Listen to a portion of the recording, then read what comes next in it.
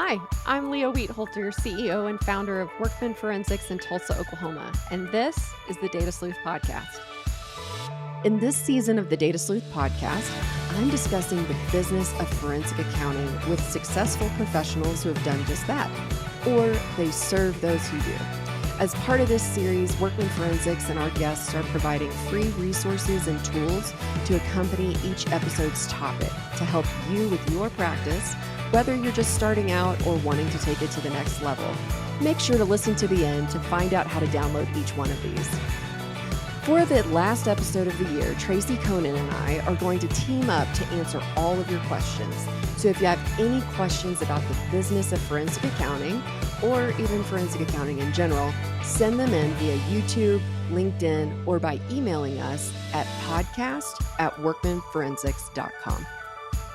In today's episode of the Data Sleuth Podcast, I talk with Stephen Rydin about websites and customer relationship management tools, or CRM.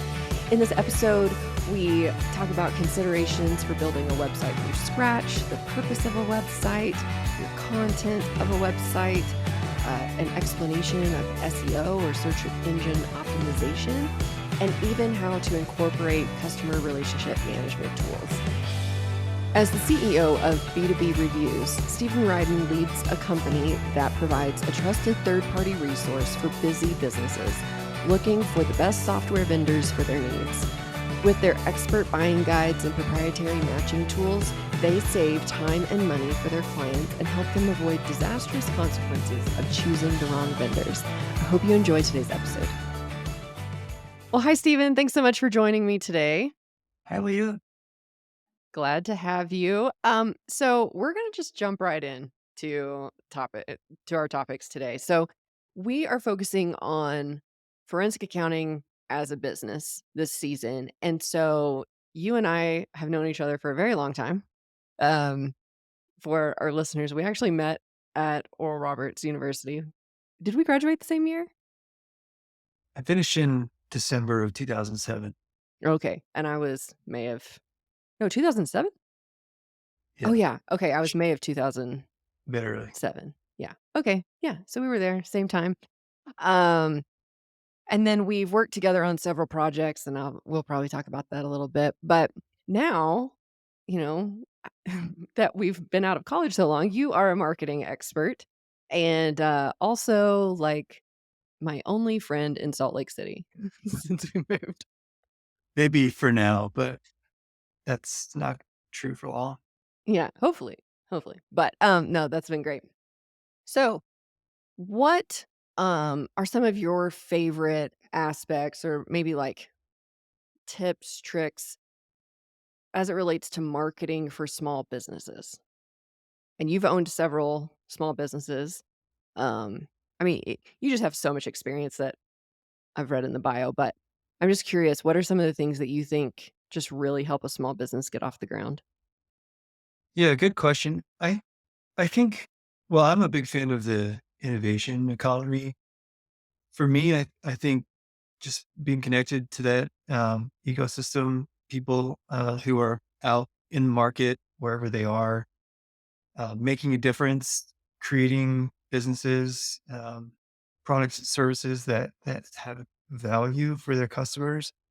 I think I think that's really the most important thing. So if you're thinking about starting a business or if you already have one, focusing on creating customer value is it's the whole story of marketing, right?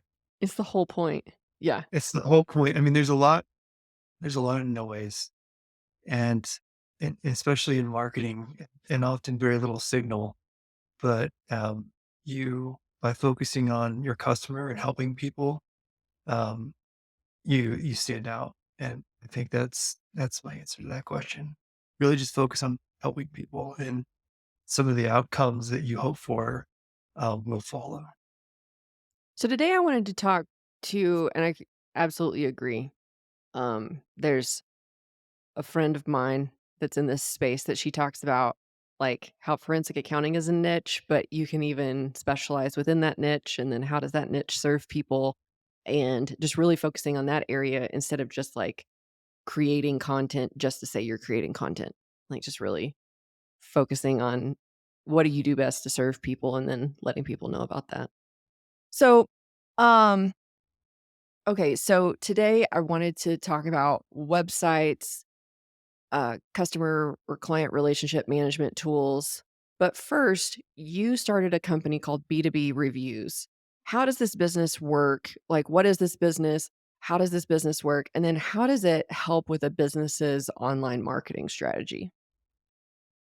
So most entrepreneurs spend all their time selling and managing people. Um, it's very often the focus of their business. It's what causes their business to grow.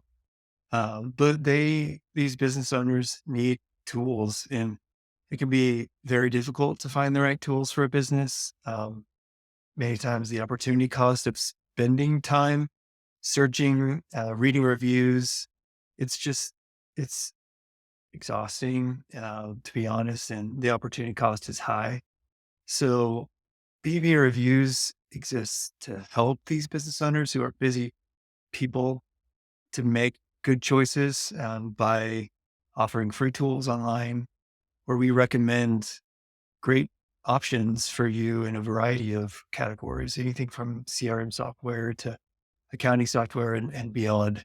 That's what we'd like to do, is help people find the right tools so that they don't have burdensome switching costs or bad experiences. We want to help people find the right tools. I know there are so many of them out there, and there are a number of great options for people. We're just telling that story.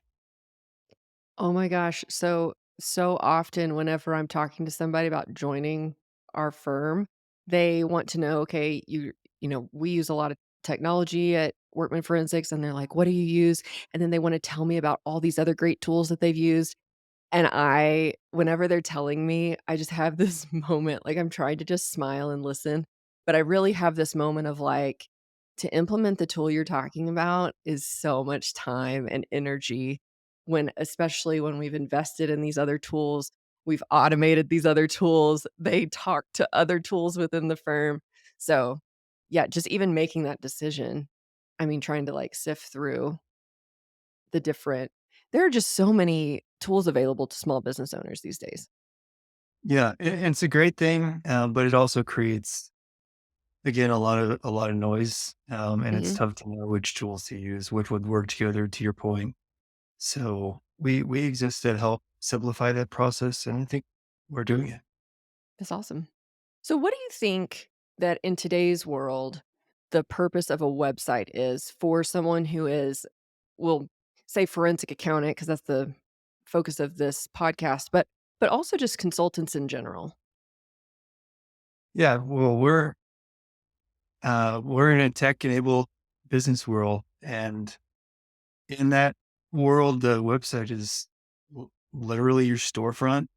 Passersby will look at it if they find it, and they'll decide whether or not they want to take a peek inside your business.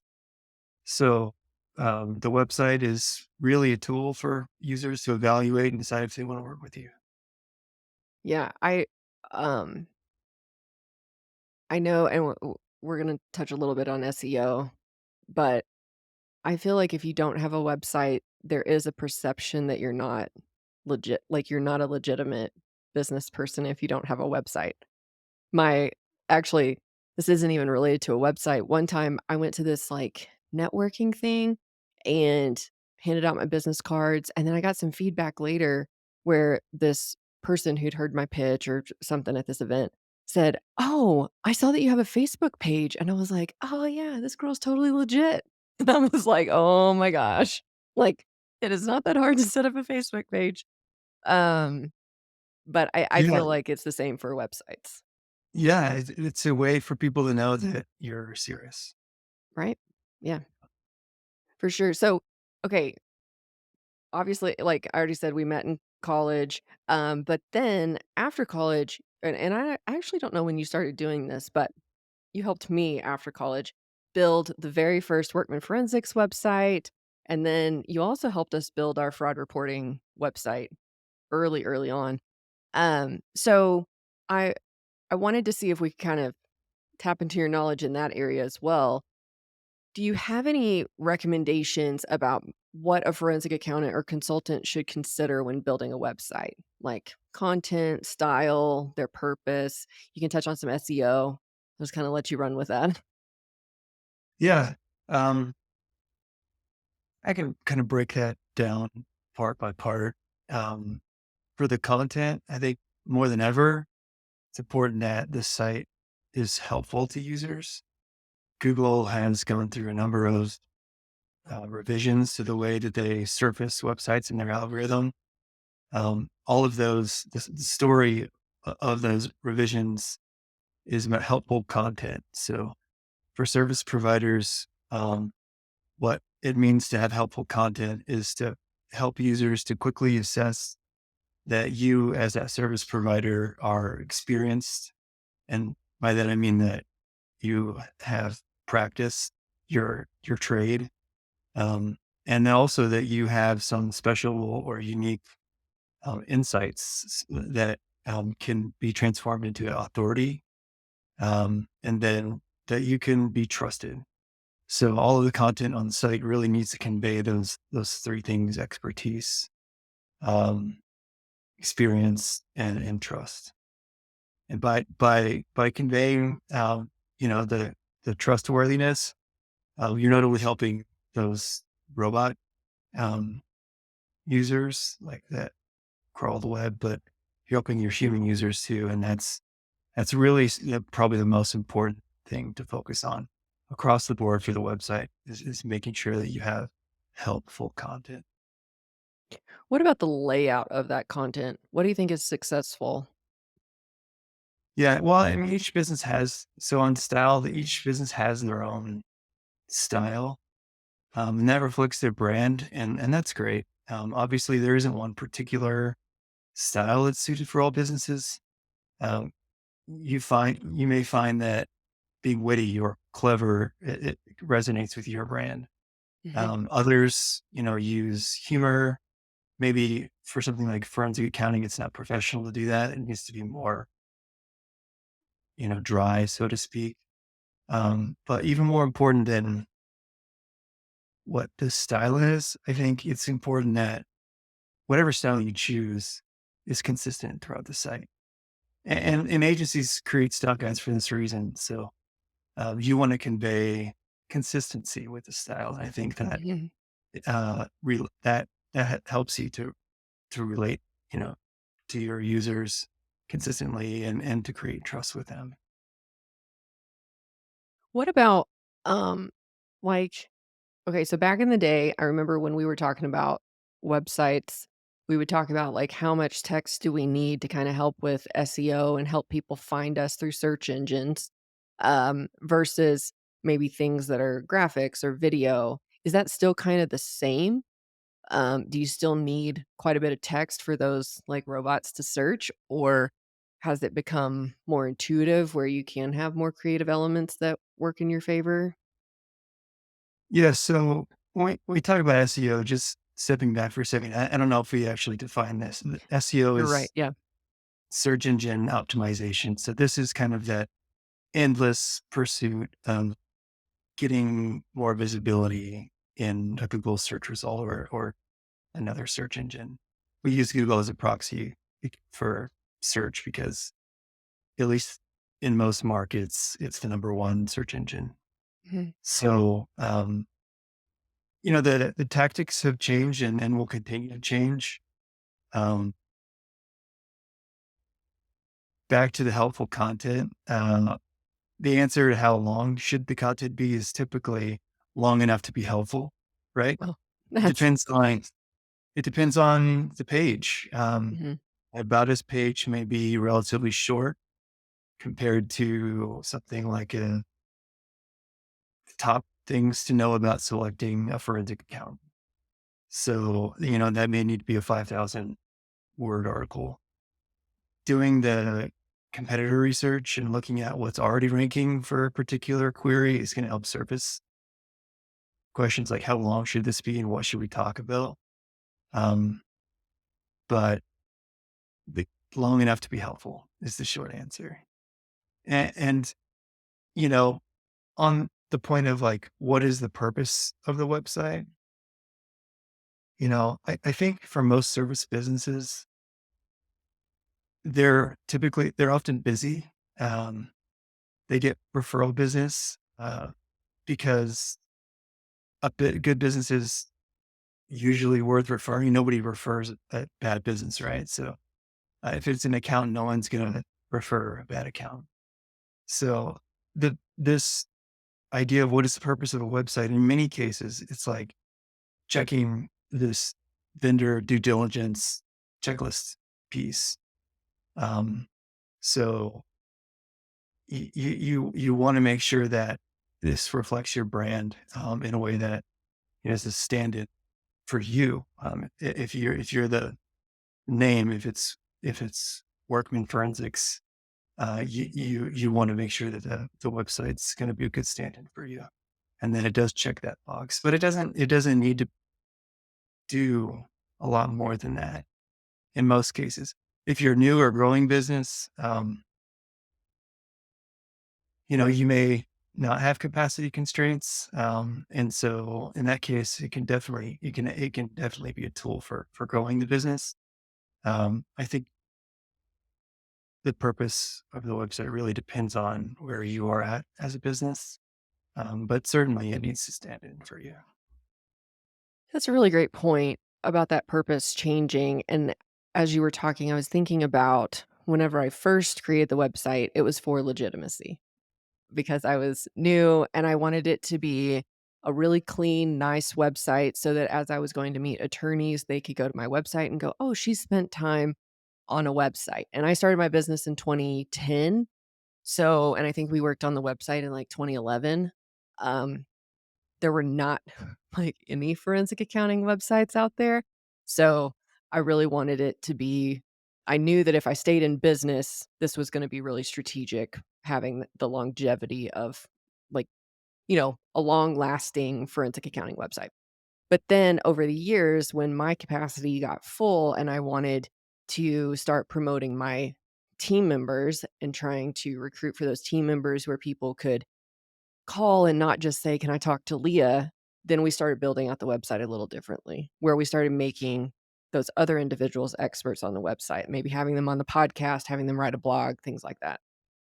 And at a certain point, we were also trying to, in about 2018, 2019, we were trying to work cases outside of Oklahoma as well as Oklahoma. I mean, Oklahoma keeps us plenty busy, but just for diversification and just, growth and expansion. So we started creating things that would like creating the podcast and inviting other people on where we were meeting people outside of Oklahoma, things like that. And of course, all of that content started going on our website. So, um, yeah, like it can grow and change and um so okay, question. Oh, sorry. Go ahead. Yeah, on SEO, it really is an endless pursuit. I mean, for a lot of local businesses, it's enough just to have a website and a Google Maps listing.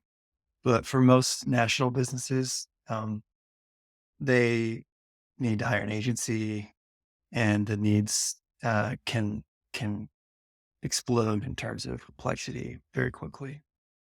Oh, that reminds me too.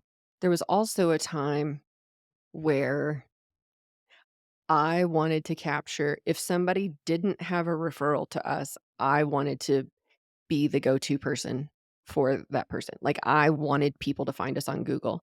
There's quite a few consultants that I know that they get so much referral work that they're not even they don't even care where they rank on Google. But for me, I said, if someone has a problem in Tulsa, in Oklahoma City, in anywhere in Oklahoma, I want us to be their first call. And so then that drove some of our decisions too. Like, how do we make sure we stay up in these rankings? What would help us do that? So, but that was kind of just for a specific season.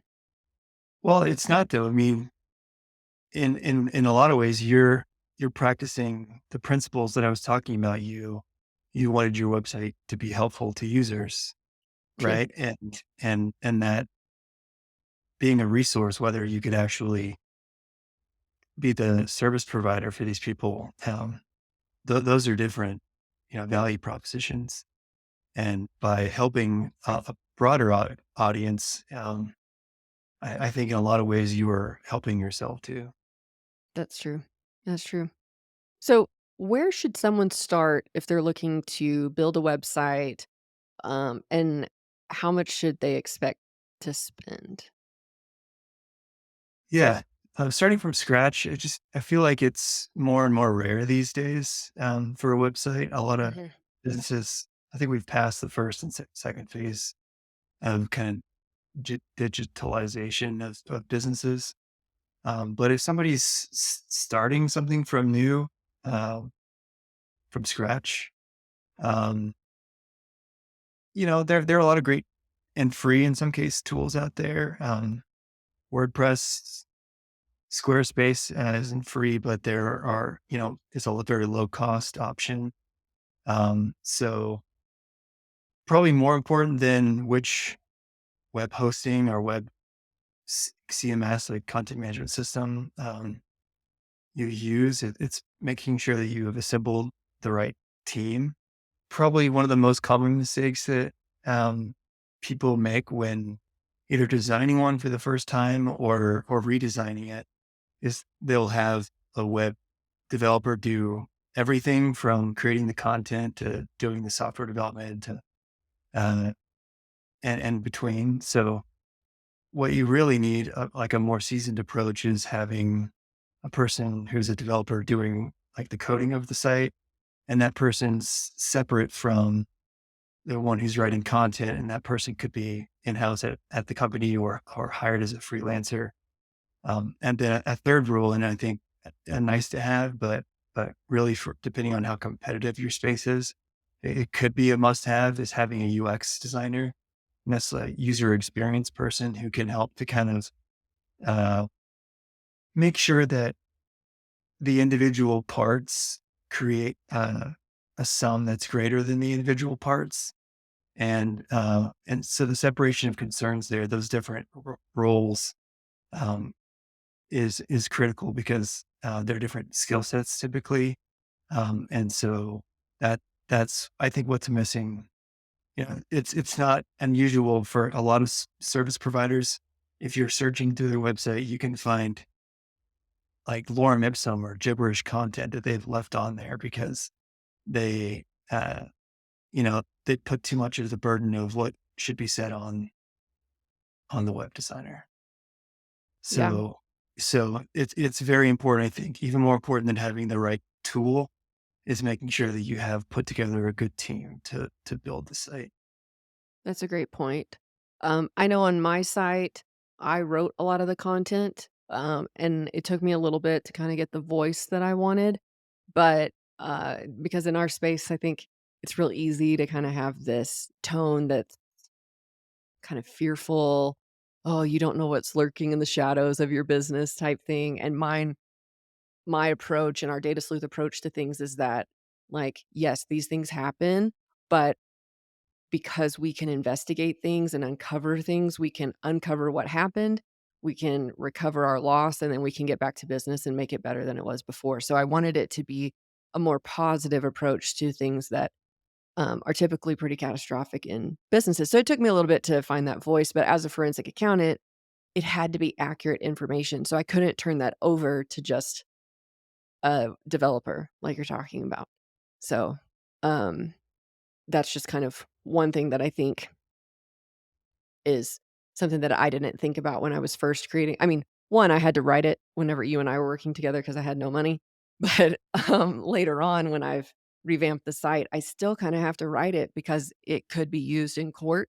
Somebody could say I was literally asked in a deposition one time, they said, "Your bio online says that you're a modern day Sherlock Holmes. Like, what does that mean?" And this guy, the attorney asking me almost seemed offended that said I was a modern day Sherlock Holmes, like, I think he was a hardcore Sherlock Holmes fan, and, so I had to, like, explain where that came from, and actually, that phrase had been written by a friend of ours, which is actually gonna be on another episode of the podcast, Tatiana, and she came up with that idea, and, so anyway, it's just funny, like, the little things that could come up in this world of forensic accounting that's shown up on the website, so you definitely don't want somebody just writing your content for you or writing it without, reviewing it. Well, you can be a SME, subject matter expert, and still get support from a marketing consultant or a copy editor. So I think those are complementary, roles. Yeah. Just definitely have to be comfortable with what they're writing about you. Because yeah, Tatiana's written quite a bit for us and other people. So, and other copywriters have too. And then just as some feedback for our listeners, our website is built on Squarespace. I didn't have a problem with WordPress. There's awesome people that can support in that area, but we were creating a lot of products and making a lot of changes in our um, just how we were serving customers and trying to make it more user friendly. And so we had some creative people in house, and none of us were coders. And so we just learned how to operate within Squarespace. So then, of course, I could go in and edit the content, make sure I was comfortable with it without that just worked for us. But yeah, we've used WordPress and other things. It's a great tool for a lot of the small businesses. They rely on it. In general, the more you invest in your website, the more you get out of it. But every business is making trade-offs. Um, how do they invest their budget?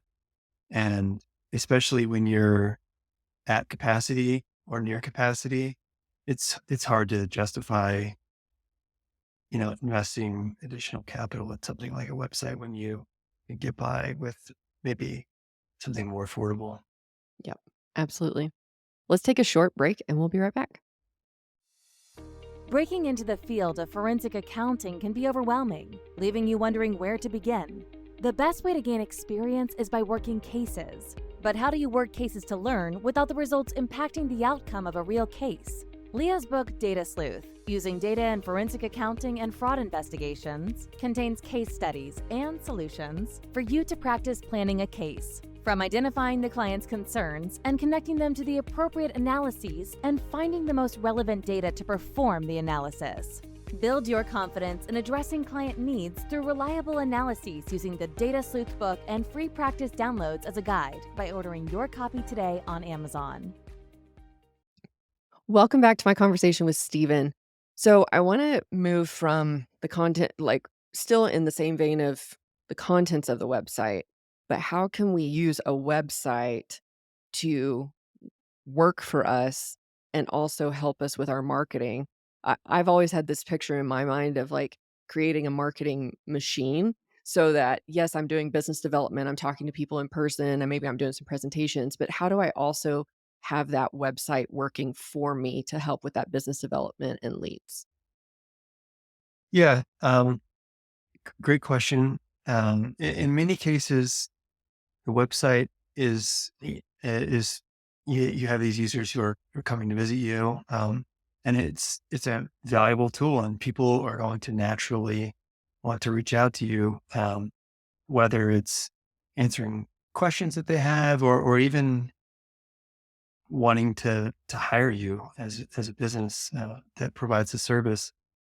So there's a lot of ways you can do that, but typically, having a call to action on a page, like a service page, you don't necessarily need to list your prices, but you can say for more information and that sort of thing, and then have a form.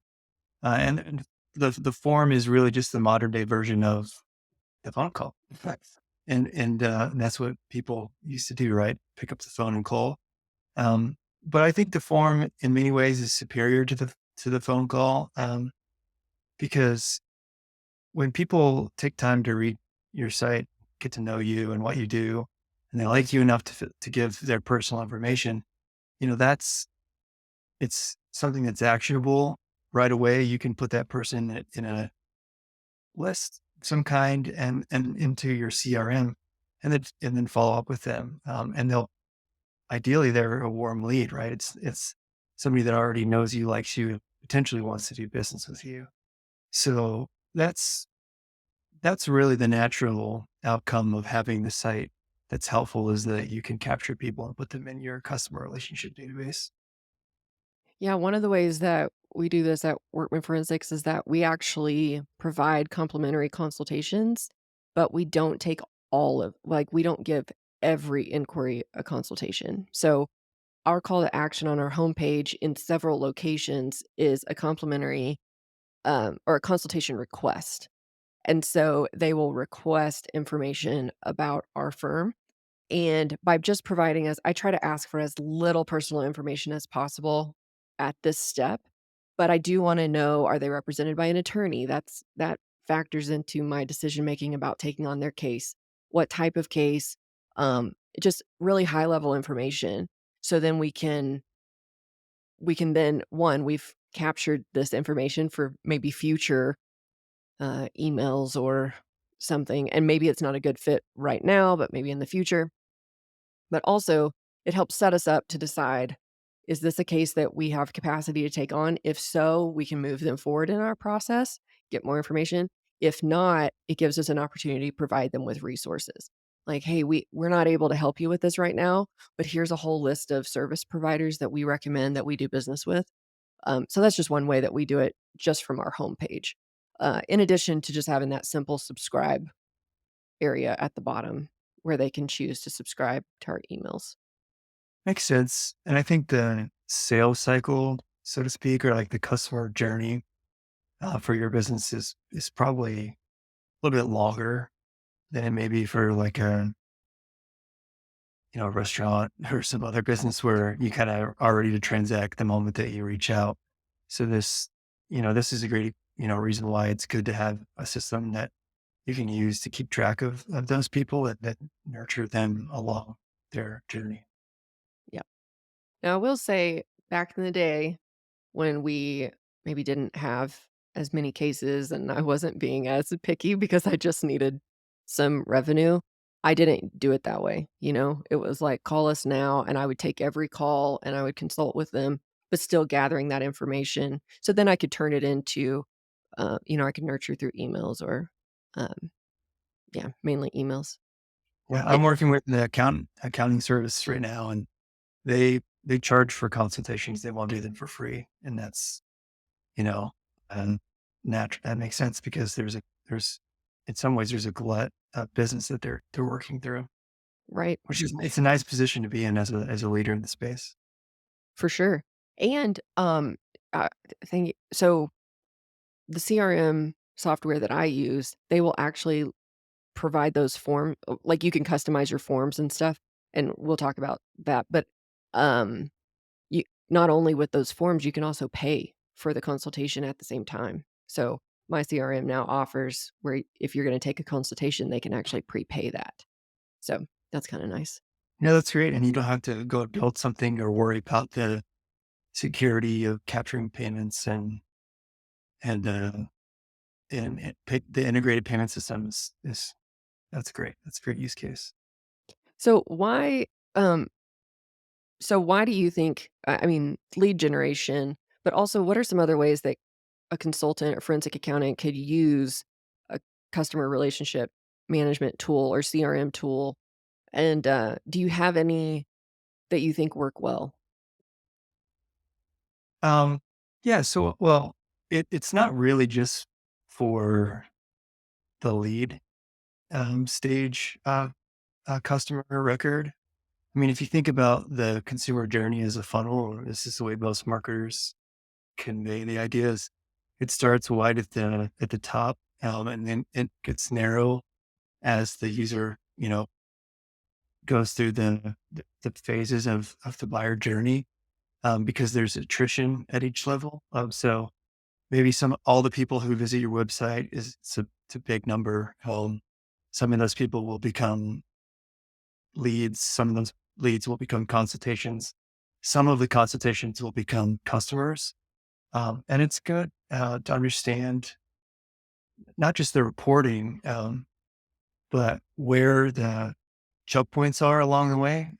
Those are opportunities for you to improve your marketing, and then to make sure that no customer is left behind.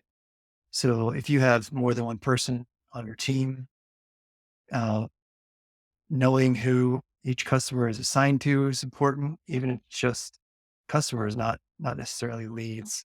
So this is a coordination tool that really helps even the smallest of businesses to make sure that they're they're not leaving revenue on the table. Yeah. Um, Which tool? yeah. I mean, there's so many great options out there, but I think for small businesses, HubSpot is really a great tool. I mean, they have the marketing services and the CS, or like the customer service tools as well. So they have different clouds that you can kind of add on, and HubSpot will give you a lot of the functionality that you could get from piecing together other tools, but it's all built into a system that works. It'll get you certainly from zero to something meaningful. And it's not like an enterprise tool, but those are not. It's not trying to be an enterprise tool. It's really designed to meet the needs of most small businesses. So for that reason, I really like HubSpot. I am also a HubSpot fan. That's what we use. And I feel like anytime we're trying to get new information out, it'll handle our emails, it'll help us build landing pages, and then everything can just those forms. I mean, we even use HubSpot forms to gather client information that we then use to drop into our engagement letters, into our contracts, so that we're not having to enter that information all the time. It feeds into Zero. It just connects with so many of the other systems that we use that it helps throughout even the entire engagement, I think. Yeah, it's got a lot of functionality that you can, and it's like it's not. It can be very expensive. It can be hundreds of thousands of dollars depending on how you're using it. Um, but it's a great accessible tool for a lot of small businesses. And you're right. The cost of, like, a small team like mine is very manageable? I remember I think you actually introduced me to Salesforce way back in the day, I mean, and, of course, I'm sure it is greatly improved, but the difference between the 2 for it me. has it Oh, it has has not. not? Oh, what a bummer. Well, it Okay. depends on which version you're using, but it's a I lot of enterprises use it. I thought that It's not accessible to most small businesses. and I just felt like the learning curve on it. It's like, I don't have time to learn how all of this is functioning. HubSpot made a lot more sense to me. Like, I could just implement it, and then as I learned more about the tool, I could just implement it other places. Um, to me, it's all about, like, how quickly can I get this system in place to start working for me? I don't wanna do, like, a whole month I mean, I just don't have time for that. So, Yeah. Um, Salesforce was the definitive tool. It is now no longer the definitive tool. I mean, there are others. I think an up and coming one's Pipedrive. So you could check that out if you're looking okay. to see how it compares to HubSpot. That I think actually leads that's probably more designed to support the sales team in some ways than I think HubSpot is. I see. So that HubSpot feels to me more like a marketing tool in a lot of ways. At least that's how I feel its position is more on the marketing side.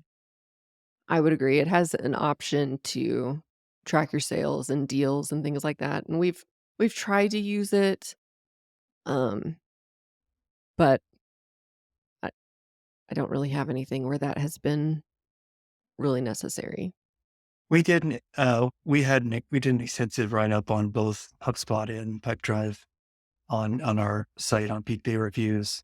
So to really do the tools justice, you have to look at the pros and cons there and kind of do your own homework based on what we've written. Yeah, that leads me to we've created a resources page for this season of the podcast. So, do you wanna I know that what you provided us includes more, I think, than just HubSpot, but would you wanna talk about the resource that you have on your website for our listeners? Yeah, we put together a list of the best CRM software. We tried to thoughtfully put together the list and then personas that each of the tools is good for. Hmm. We have five. Um, we have five that would appeal to most teams. There's one industry specific option there as well. But if you want to look at a good high level analysis that was written by our SaaS author, check out our CRM software guide. Okay, great. We will make sure that that's included on our resources page. And if our listeners have any questions for you, what's the best way to connect? You can find me on LinkedIn. On LinkedIn, just by my name, and you can always private message me, and I'd be happy to respond and try to give you either an answer or a resource. Perfect. We'll make sure to include that in the show notes. So thank you, Stephen, so much for joining me today. Yeah, thanks, Leah, for the invitation. This is a lot of fun. Thank you for listening to this episode of the Data Sleuth podcast. The resources discussed in today's episode are available at datasleuthpodcast.com, also available in the show notes. If you have any questions you would like answered in the Q&A episode of this season, make sure to send them to podcast@workmanforensics.com or the Workman Forensics YouTube page or the Workman Forensics LinkedIn page. The Data Sleuth podcast is a production of Workman Forensics. Thank you for listening.